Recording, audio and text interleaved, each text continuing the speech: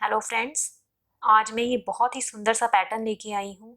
ये आप ladies cardigan में या बच्चों की फ्रॉक्स में डाल सकते हो।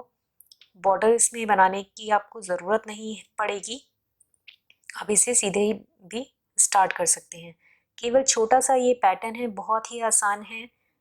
4 रो आपको रिपीट करते जाना है इसके लिए। तो चलिए स्टार्ट करते हैं, देखते हैं कैसे बनेगा। बुनाई के इसी तरह के नए नए और खूबसूरत प्रोजेक्ट्स और डिज़ाइन के लिखित पैटर्न के लिए आप हमारी निटिंग वेबसाइट sweaterbunai.com को चेक करें। इस वेबसाइट में आपको इंग्लिश के साथ साथ हिंदी में भी रिटन पैटर्न उपलब्ध होंगे। इस पैटर्न को बनाने के लिए 17 के मल्टीपल में फंदे डालने हैं, प्लस 2 फंदे हम अपने एज के लिए एक्स्ट्रा लेने हैं। तो 17 फंदों की ये बिनाई है, तो 17-17 के जोड़ में आप इसमें फंदे डाल के लास्ट में 2 फंदे और डाल लीजिएगा, तो ये बिनाई आपकी एडजस्ट हो जाएगी। स्टार्ट करते हैं। यहाँ पर ये बिनाई मैं आपको 36 फंदों में डाल के दिखाऊंगी। 36 स्टिचेस हैं मेरे पास। और फर्स्ट रो है, पहली सिलाई है पैटर्न की हमारी सीधी तरफ से। इसको हमें पूरा सीधा सीधा बिनते हुए ही कंप्लीट करना है। सारे फंदे इसमें इस तरीके से सीधे सीधे बिन लेंगे।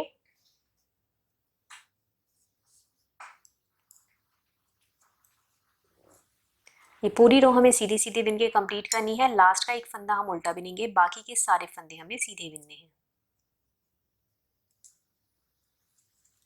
अब आ जाइए रॉन्ग साइड से। सेकेंड रो है हमारे पैटर्न की, दूसरी सिलाई है। इसे भी हमें पूरा सीधा सीधा बिनना है और लास्ट का फंदा उल्टा बिनना है। देखिए, एक फंदा हमने ऐसे स्लिप कर लिया, उसके बाद सारे फंदों को हमने सीधा सीधा बिनते हुए कंप्लीट कर लेना है इसी तरीके से।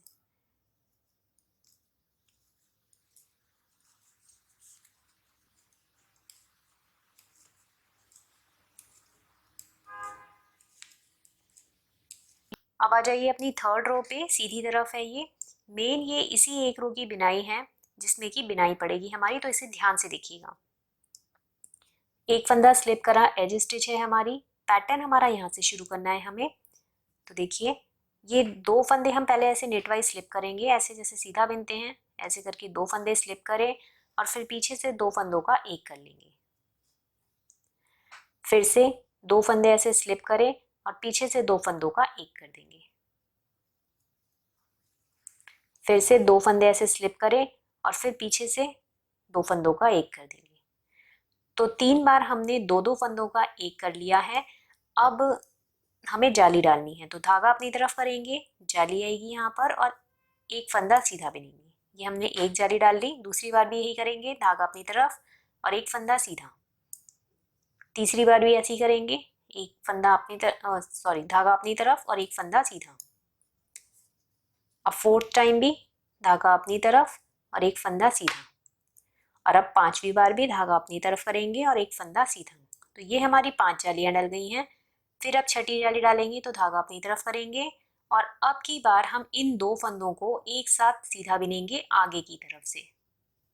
ऐसे करके धागा आगे ही है, यहाँ पे जाली भी पड़ेगी और 2 फंदों का एक हो गया। तो ये एक बार हमने 2 फंदों का एक करा। अब फिर इन 2 फंदों को एक साथ आगे से बनाएंगे। दूसरी बार भी हमने 2 फंदों का एक करा और तीसरी बार इन 2 फंदों को एक साथ आगे से सीधा बिनेंगे। तो 3 बार हमारे 2 फंदों का एक हो गया। तो ये पैटर्न हमारा यहीं पर कंप्लीट हो गया है। अब फिर से हम अपने पैटर्न को दोबारा से रिपीट करेंगे, तो दोबारा से दोहराएंगे।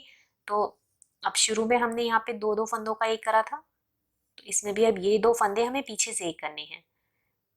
ऐसे स्लिप करें पहले और फिर पीछे की तरफ से इस तरीके से 2 फंदों का एक कर दिया। फिर से ये 2 फंदे स्लिप करें ऐसे और पीछे से 2 का एक कर दिया। अब तीसरी बार भी ये 2 फंदे ऐसे स्लिप करें और फिर इन्हें पीछे से 2 का एक कर दिया। अब जाली पड़ेगी, तो धागा अपनी तरफ, एक फंदा सीधा। पहली बार डाली हमने, दूसरी बार भी ऐसी डालेंगे, तीसरी बार भी धागा आगे करेंगे और एक फंदा सीधा। अब चौथी बार धागा आगे करेंगे, एक फंदा सीधा। 5वीं बार भी धागा आगे करेंगे, एक फंदा सीधा। अब छठी जाली जब जलेगी तो धागा आगे करेंगे और इन 2 फंदों को एक साथ आगे से सीधा बिनेंगे। धागा आगे ही है। फिर इन 2 फंदों को एक साथ, अब यहाँ पे जाली नहीं डालनी हमने, तो 2 फंदों को एक साथ आगे से सीधा बिनेंगे। फिर इन 2 फंदों को एक साथ आगे से सीधा बिनेंगे। यहाँ पर पैटर्न कंप्लीट हो गया है। लास्ट की ये हमारी एक एज स्टिच बची है, इसको हम सीधा बिनेंगे।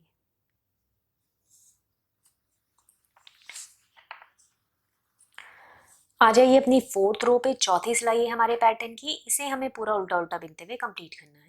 स्लिप करा फंदा और इसमें सारे फंदे इस तरीके से हम उल्टे उल्टे बिन लेंगे। ये देखिए जाली वाला फंदा है, इसको इस तरीके से उल्टा बिन लिया, तो ये सारे ही फंदे ऐसे उल्टे बिन लेंगे। ये देखिए एक बार हमारा ये पैटर्न बन गया है। इन्हीं चारों को हमें बार बार दोहराते जाना है। तो जब आप इन्हीं चारों को दोहराओगे और बड़ा पैटर्न बनाओगे तो ये कुछ इस तरीके से आएगा, ऐसा दिखेगा। Thank you.